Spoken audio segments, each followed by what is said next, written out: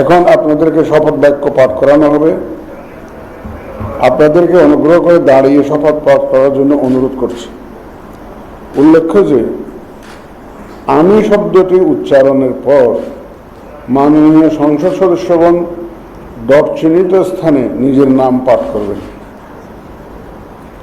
আমি সংসদ সদস্য নির্বাচিত হইয়া সশ্রদ্ধ চিত্তে শপথ বা দৃঢ়ভাবে ঘোষণা করিতেছি যে আমি যে কর্তব্যভার গ্রহণ করিতে যাইতেছি তাহা আইন অনুযায়ী ও বিশ্বস্ততার সহিত পালন করিব। আমি বাংলাদেশের প্রতি অকৃত্রিম বিশ্বাস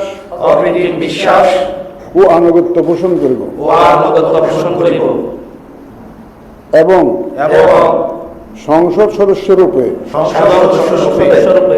আমার কর্তব্য পালনকে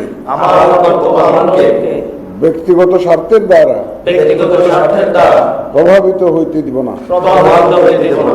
ধন্যবাদ।